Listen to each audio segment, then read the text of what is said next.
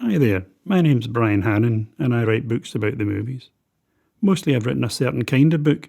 There is The Making of the Magnificent Seven, the original version with Yul Brynner and Steve McQueen, not the more recent remake with Denzel Washington.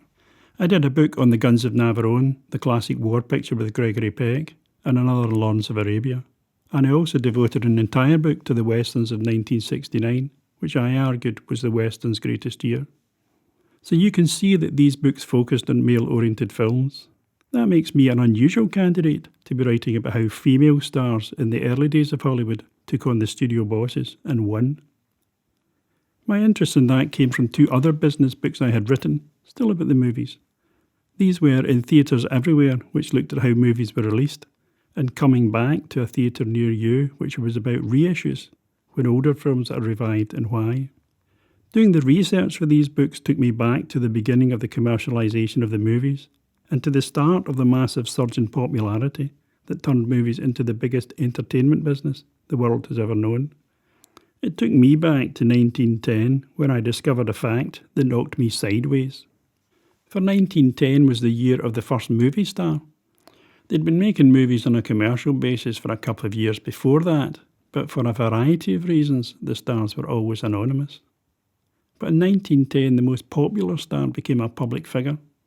What took my breath away was that it was a woman. Her name was Florence Lawrence. What was so astonishing about that, you might ask? Well, for a start, it set an extraordinary precedent. For in 1910, no woman was at the top of any profession. In fact, the vast majority of women struggled to get into any profession at all, never mind becoming a leading light. They didn't have the vote, and they didn't have bank accounts. Yes, there were some rich women, but they were wealthy by default, being the widows or daughters of rich men. It was impossible for women to become rich or even well off in their own right, and for one simple reason: their earning power was horrendous. Generally speaking, women in ordinary employment earned less than half of their male counterparts. They couldn't earn more by being promoted, because management positions were the preserve of men. They were even prevented from working harder. Several states passed laws stopping women from working overtime, and they were barred from certain jobs. In 1910, $8 a week was considered a living wage, but 3/4 of women earned less than that. About half only earned $6 a week. Nearly 1/5 could be sure of $4 a week. Men routinely earned 2 or 3 times as much as the highest earning women. So when Florence Lawrence was acclaimed as the world's first movie star, I for one was astonished to learn it was for a salary of $40 a week. That was about 5 times the income of ordinary women at the top of the earning tree, and nearly twice the income of the highest paid male workers. So at first I considered this to be a fluke, an anomaly, but then another thought occurred to me. How did Lawrence arrive at that princely sum? Did she just plug it out of thin air? Did she say to herself, I want to earn twice as much as a man? And did her male employer just say, oh, all right then? But that didn't seem likely. A male employer was surely more likely to react, like all the other male employers, and put her in her place by rejecting her request. But he clearly did not. He paid it. So I started wondering why a male employer would do such a thing. I began to wonder if there was a different type of business model in operation. The most common employment model was that people were paid for productivity. In other words, payment relied upon making a certain number of goods, or for working for a stated number of hours per day or per week. This would apply to people in factories and laundries. Wages were laid down in advance, and there was almost never any increase. So I did some more digging into remuneration and discovered there was indeed another business model. It was still supply and demand, but it was geared to the individual. The first of these business model anomalies related to writing.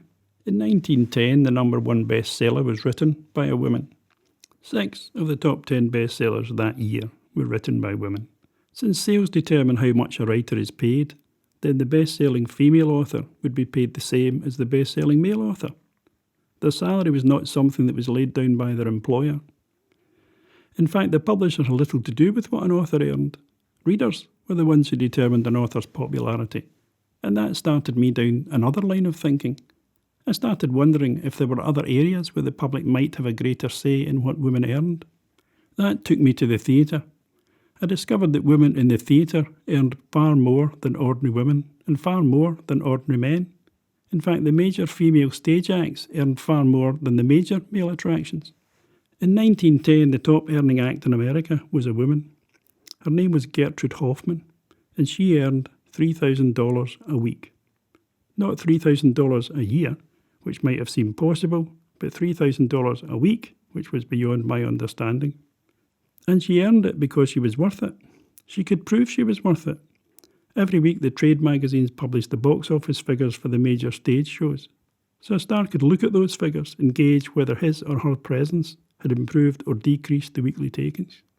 Theatres were in direct competition with each other, so they would pay more for an act they knew would bring in the customers. Salaries rose because competition was fierce and because stars exploited this competition. But where factory managers could mandate in terms of the gender of their employers, theatre managers had no such freedom. The public didn't care whether the star performer was male or female. They just wanted to be entertained by the top entertainers. So where the rest of America, and the rest of the world for that matter, followed a dictatorial top-down approach to salaries, in the entertainment business a greater share of income went to performers than in any other business. Entertainment was to become the great leveller in terms of wages. You might even go so far as to say it was the most democratic business the world had ever seen. So going back to Florence Lawrence, who'd been anointed America's first movie star, she knew what she was worth because box office was also published for movie theatres. She could see she was the one putting bums in seats. Sure, she was earning a pittance compared to the stars of the stage, but $40 was a fortune whichever way you cut it for the ordinary working Joe, male or female. The salaries of female stage performers went higher and higher, and it took a long time for the movies to catch up, but when they did, there was no downplaying the importance of the female star. The stage gave movie stars an idea of what to aim for. In 1910, as I mentioned, the top earning stage star was Gabrielle Hoffman. Half the top 10 acts that year were women, including Eva Tanguay and Annette Kellerman. In 1911, 6 of the top 7 salaries paid to stage stars went to women, and by now the top earner, Lena Cavallari, was worth $5,000 a week. The following year, the top earner in America was French actress Sarah Bernhardt, on $12,000 a week. The year after that, she was on $22,000 a week, over $1 million a year. No man came close. Other female stars commanded phenomenal sums. Gabby Deslys earned $5,500 a week. Soprano Lillian Nordica was in $5,000. Eva Tanguay collected $3,500. Gabrielle Regin $3,250, and Adeline Genet an even $3,000. Except in the case of Bernhardt and Nordica, hovering around the 50 mark in terms of age, the women earning these phenomenal sums were young. Achieving substantial financial success at a relatively early age was contrary to the experience of the majority of female workers in the country. Performers did not face the legal or civil restrictions borne by the bulk of female employees. There was no glass ceiling to break through because worth was demonstrated by box office receipts. In 1910, Gertrude Hoffman and Florence Lawrence were both 24, Gabby Deslys 29, and Eva Tanguay and Adeline Genet in their early 30s. Hoffman had started out as an actress before switching to dance, but by 1903, aged 17, she was appointed rehearsal director at the prestigious Victoria Theatre in New York. She was in charge of troupes of as many as 60 artists. She made her name on Broadway when, as an understudy, aged just 20, she had to step in for the star. Her version of Salome, which she also choreographed, turned her into a major star. Canadian Eva Tanguay also began as an actress in legitimate theatre before turning to vaudeville, where many of her songs focused on female emancipation. Her most famous number, I Don't Care, was a torch song for the independent woman. She was soon crowned the Queen of Vaudeville. Within a few years, she was producing her own show and touring around the country. Australian Annette Kellerman was initially famous for a high diving act. Audiences packed out the New York Hippodrome, the largest theatre in the world, to see her water ballet. She turned entrepreneur, developing her own line in swimwear. and she was later the star of big-budget movies like Neptune's Daughter in 1914. Entertainment was a different ballgame to working in a factory or a store, or as a cook or a maid. Not only was the individual rewarded, but when these individuals were women, they were not forced to accept less than men just because of their gender. In the entertainment field, the top women out-earned the top men. In due course, the theatrical world began to lose ground to the movies. And in due course, as movies caught up, so did movie salaries. After Florence Lawrence, the next star to set the movie world alight was Mary Pickford. She, too, had begun as an anonymous star, known to the public as Little Mary or the Girl with the Golden Curls. But she was one of the most astute people ever to grace Hollywood. At the age of 17, she was earning $40 a week. When she jumped ship to another studio, her salary increased to over $200 a week in the space of a year. And she demanded script and directorial approval, the first stage of taking control of her career. She was not the first actress to seek to control her career. Lawrence has set up her own studio, as had other stars like Helen Gardner and Jean Gontier, but she was the biggest star to do so. The only fly in the ointment as far as Pickford's career was concerned was the arrival of another movie sensation, Charlie Chaplin. Although she made dramas and he specialised in comedy, they were in competition, because who knew when the public would tire of drama? In those days, movies were not released in thousands of cinemas at the same time. Studios would maybe make 50 or 60 prints of a film, and these would work their way around the country's picture houses. The process could easily take a year. But movie theatres were so desperate to get the latest film from Chaplin or Pickford that those making the films could charge more to the cinemas showing them. And it didn't take long for Chaplin and Pickford to work out that they could charge a lot more for their services. So in 1916, Charlie Chaplin demanded and got $650,000 a year. Still not as much as Bernhardt at her commercial peak, but far more than anyone, male or female, had ever been paid in the movies. But Mary Pickford proved far more astute than Chaplin, and in 1918 she signed a deal that would earn her $1.8 million, nearly 3 times as much as Chaplin. To put that in perspective, no star would earn $1 million again until the end of the 1950s. These days a star would have to earn $46 million to match what she was paid over 100 years ago. And guess how old Pickford was? She was 26. But she came from a new generation of female employees. She knew her worth. She knew her business, and she was determined to be paid accordingly. In fact, she was so determined to control her own future that setting up her own production company was not enough. Within a short time, she was the driving force behind a new studio called United Artists. She wasn't the only woman earning big money. 2/3 of the top earning stars were women. She wasn't the only one making her own films. Female stars with their own production companies included Anita Stewart, Bessie Barriscale, Gail Kane, Madame Petrova and Alla Nazimova. A woman, Lois Weber, also briefly held the title of highest earning director. Another woman, Frances Marion, was the highest earning screenwriter, and not so briefly, she was the highest earning screenwriter in Hollywood for the best part of a decade. But Hollywood was never the sort of business that stood still, and during the 1920s a host of male stars rose to challenge the dominant females. There was the swashbuckling Douglas Fairbanks and the romantic Valentino who made women the world over swoon. There was comedian Harold Lloyd. There was cowboy Tom Mix, and there was the man of 1,000 faces Lon Chaney. But there were also new female stars like Colleen Moore, Norma Shearer, Janet Gaynor and Greta Garbo. Even so, the top male stars earned $500,000 a year. Stars like Fairbanks and Tom Mix and Charlie Chaplin who'd retained his popularity. But they were still not the top earners. The highest earner in the 1920s was Gloria Swanson on a little less than $1 million a year, followed by Corinne Griffiths on $650,000. Pickford kept pace with the top men on $500,000. Sound was the next massive change on the horizon, and it spelled the death knell for most of the 1920s top male stars. At the start of the 1930s, women came to the fore once again. By now, the Hollywood system had seen institutional change. The gigantic salaries of the 1910s and 1920s became a thing of the past. Gone were the days of stars being able to switch companies every year and in so doing trigger a competition for their signature. Instead, studios made stars sign 7-year contracts. The new system worked against female directors. There were virtually no directors left apart from Dorothy Arzner.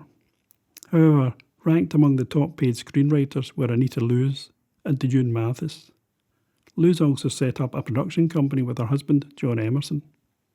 In the 1930s, the new generation of stars were paid less from the outset. Tough guy James Cagney, who rocketed to fame on the back of gangster pictures, earned just $150,000 a year. Spencer Tracy's salary amounted to little over $100,000. Clark Gable took home half that. The likes of Boris Karloff, who had fueled the boom in horror, earned less. A sea change had occurred in the representation of women on screen. Instead of being good, they'd carved out a new niche by being sinful. Audiences had tired of seeing women put on a pedestal, and now the unpunished fallen heroine proved the key to box office success. As a consequence, at the start of the 1930s, women remained dominant. Greta Garbo was the top-earning star of either gender, and she took a very aggressive approach to salary negotiation. Studios mistakenly thought that the new studio system would ensure they were never held to ransom again. They were wrong. Garbo had a habit of simply going on strike when her salary demands were not met. As a result, by 1932 she was earning $600,000 a year. That included nearly $250,000 for one film alone, The Painted Veil. Constance Bennett was runner-up on $500,000 a year. Norma Shearer was another high-earning star, and following her up the salary ladder were the likes of Joan Crawford and Marlene Dietrich. But there was a movement afoot to stifle salaries. It didn't come from inside the industry, but outside. America had slipped into the Great Depression, and millions of workers were on the breadline. The government thought it was a disgrace that movie stars flaunted their wealth. Movie fan magazines were filled with stories of stars pictured at home in luxurious houses or sitting around swimming pools. Gossip columnists wrote about them dining out at expensive restaurants or staying at top-flight hotels. Photographers captured them wearing fabulous clothes at movie premieres. The government decided to shame the movie industry into reducing salaries. It believed that if the country knew the full extent of movie star earnings, they would turn against the stars. Such a public backlash would surely force studios to reduce star salaries. So in 1934, the government passed a new law. This forced a company to make public the salaries of anyone who earned more than $50,000 a year. To make the law seem fair, it was applied to all companies, not just movie studios. Up till now, salaries generally appeared as an aggregate figure in a company's balance sheet. The new law forced studios to disclose all top-end salaries. They had to give the figures to the government, and the government would then pass them on to the media. Once the public got wind of these phenomenal sums, the government expected an uproar. Well, there was certainly some outrage, but not as much as the government hoped. In fact, the opposite was true, and for two reasons. First, the vast majority of the public believed that the stars who gave them so much entertainment were worth it. But secondly, and possibly as important, moviegoers saw how democratically the Hollywood pie was being divided up. In other businesses, only the top management and then the management in general received big salaries. But the movies rewarded the individual. Ordinary people could receive massive salaries without having to go to university or gain a professional qualification. This was as close to the American dream as you could get. Wealth was open to all. What mattered most was talent, not who your parents were or what school you attended. The government remained stubborn, thinking that at any moment the public would revolt against high-paid stars and perhaps boycott going to the movies. They remained stubborn for another 14 years. The law was not repealed until the late 1940s. In the meantime, it provided further proof that women were at least as highly paid, if not better paid, than men. So when the first set of annual salary reports came out for the year 1935, the country went into a state of collective shock. This law covered all industries, not just the movies. So no one was surprised that the top earner turned out to be a man. His name was William Randolph Hearst, the publishing magnate, later vilified in Citizen Kane. His salary for 1935 was a cool $500,000. The shock was in who came second. The runner-up was Mae West. She earned $480,000, just $20,000 less. Like Mary Pickford, Mae West was all about control. She'd invented and controlled her image. She wrote her own scripts. Mae West did not need to be told what to do. She'd been doing her own thing for the past decade. She did not care that her risky material alarmed the moral hierarchy. A Mae West movie was distinctive as any featuring Greta Garbo. In normal circumstances, nobody in Hollywood would consider launching into the business an actress who was nearly 40. Previously, new stars had been much younger, the generation from the 1910s all under 20 when they made their breakthroughs. In the 1920s, Greta Garbo was 21 when she won her first leading role. But there had been precedent, and in Hollywood where one studio goes, another is sure to follow. MGM had just pulled out an unexpected plum in comedian Marie Dressler, who'd already reached 50. As West's 40 was also comedy, studio bosses reckoned that this genre might be immune to the normal rooms of stardom. Paramount gave her top billing and she'd done him wrong. As well as recognising her star potential, the studio realised there was nobody better suited to write a Mae West script than the actress, and no point subjecting her to overt direction, since she knew best how to deliver her own lines. The second highest earner in the movie business that year was also a woman, Marlene Dietrich. She took home over $350,000, a good deal more than her nearest competitors, Gary Cooper and Bing Crosby. Like West, Dietrich's age could have been a major handicap. She was nearly 30 before she set foot in Hollywood. However, like West, she had precedent in her favour. She was a foreigner, and language had proved no barrier to sweet Greta Garbo, Paula Negri of Polish extraction, and Russian Alla Nazimova. In fact, speaking English in a heavy, accented, sultry voice was an advantage. She was not a star in her native Germany before she was spotted performing in a nightclub by Viennese director Joseph von Sternberg. He made her the object of lust in The Blue Angel. Her signature song, Falling in Love Again, won over audiences. It says something for the negotiating skills of West and Dietrich that they earned so much money for doing so little. Usually when stars managed a salary increase, it was dependent on them working harder. 6 or 8 pictures a year not uncommon. But Dietrich made only 1 picture per year from 1933 to 1935. West made 2 in 1933, but had managed to get that down to 1 each in 1934 and 1935. If that was proof of anything, it was evidence of real power. Another actress would have been sacked for laziness. West and Dietrich got away with murder because Paramount couldn't afford to let them get away at all. In 1936 and 1937, males topped the salary tree, but in 1938 and 1939 it was women again who took the top spot. However, in 1936, 4 of the top 7 earners were women, and in 1937 it was 6 of the top 7. So it seemed as though it was men who were the anomalies whenever they were named the year's top earners. Mae West would have been top again in 1936 if she'd worked harder, since she was in $300,000 for each film, the highest rate in Hollywood. This was $100,000 above her nearest competitor, Marlene Dietrich, and twice as much as the nearest male. Gary Cooper was a top earner in 1936. That was the result of output, since he was paid less than half Mae West's going rate. Frederick March was number 1 in 1937, but he was only $12,000 ahead of Greta Garbo, and behind her came a string of women: Marlene Dietrich, Claudette Colbert, Joan Crawford, and Carole Lombard. In 1938, Claudette Colbert was number 1, and in 1939 it was Irene Dunne. Colbert's versatility was demonstrated a few years earlier when she starred as Cleopatra and in romantic comedy classic It Happened One Night with Clark Gable, but she was equally adept in drama and adventure films. Irene Dunne should never have become a star. She was way too old for a start, 31 when making her screen debut.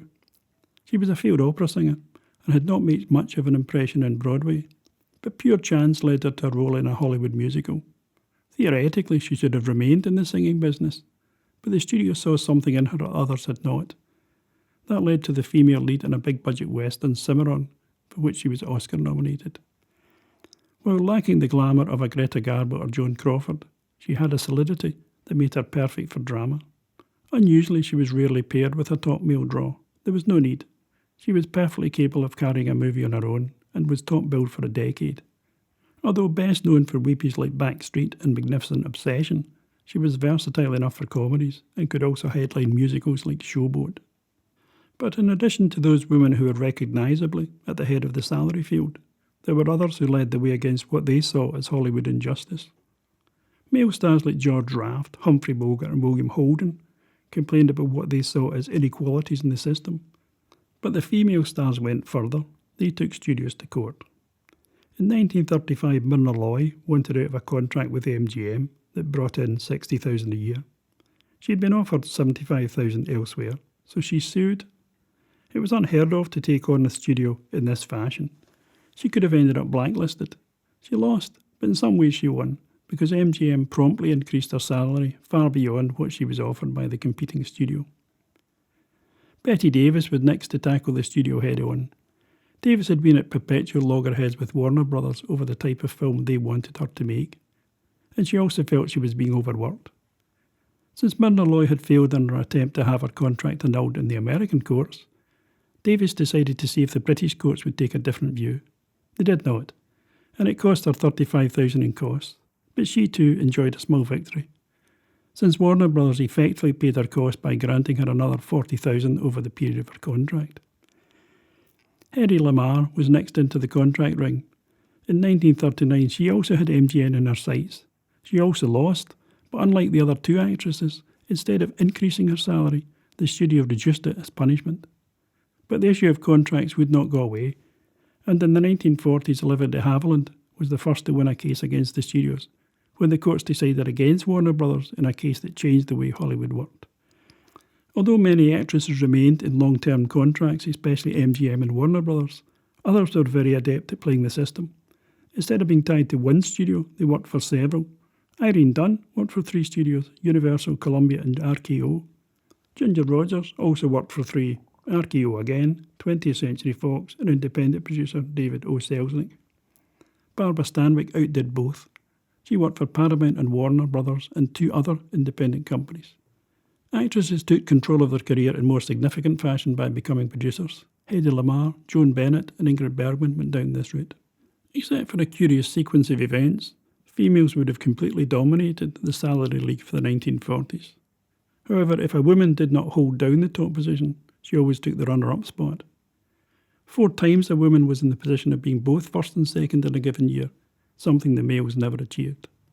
The only male who didn't fit into the category of anomaly in the 1940s was Bing Crosby, who came top in the opening year of the decade, with Irene Dunne second.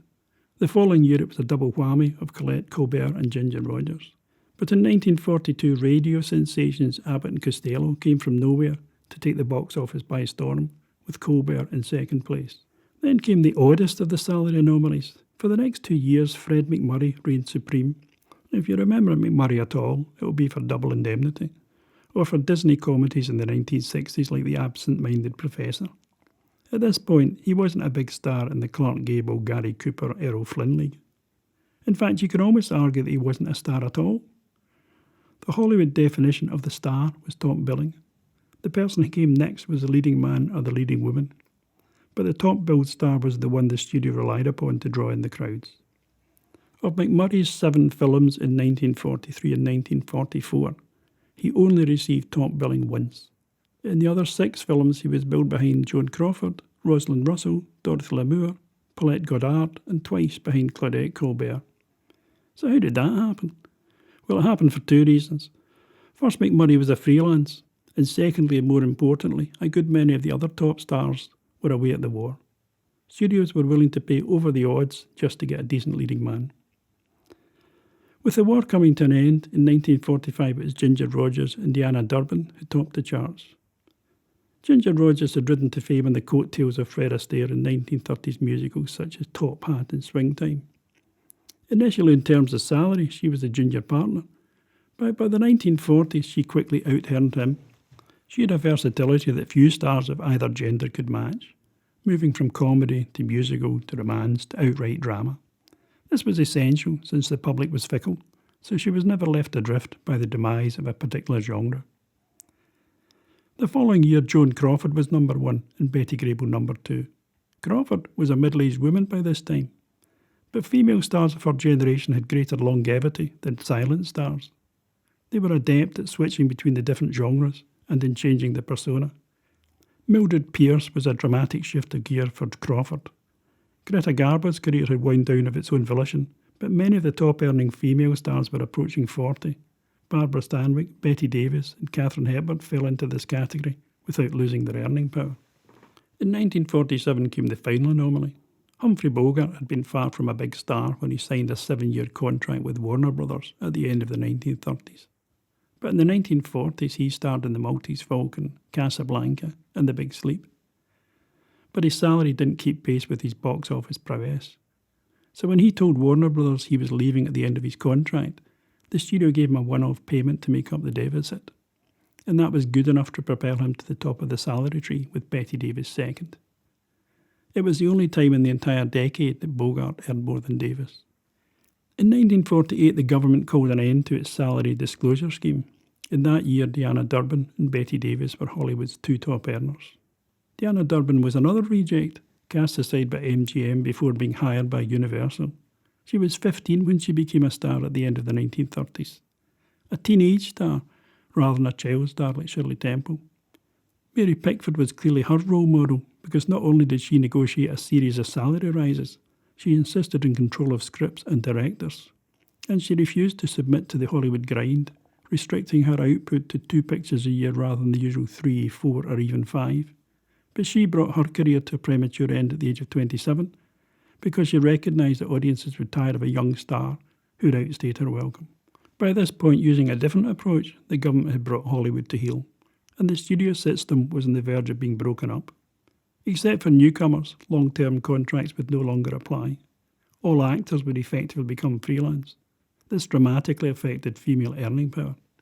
In the 1960s and 1970s, Elizabeth Taylor, Julie Andrews and Barbra Streisand would match and in some cases beat the male stars in the salary game. But as Hollywood moved away from drama to action and blockbusters, that favoured the men and altered the way studios remunerated female stars. However, for the first 40 years of the star system, I'm sure you'll agree that female stars did more than hold their own. The single biggest salary awarded to a star during this period went to a woman. In the 1910s and 1930s, women were the dominant players in the salary game. Only in the 1920s was it even. In the 1940s, although theoretically men shaded it, there were too many anomalies for that to be counted as outright victory. So I think it's safe to say that female stars took on the Hollywood hierarchy and won, as the title of this book claims. The top women stars knew their worth and battled to get what they were due. But equally, that perspective was endorsed by their unanimously male bosses. The movie industry was unlike any other in that spoils were shared far more widely than in manufacturing and retail. The box office didn't lie. If your name above the title attracted the public in sufficient numbers, then the studios would hold on to you and pay you very well indeed, and gender didn't come into it. You can get a hold of the full story of When Women Ruled Hollywood online or at your local bookstore, and it is also available in Kindle.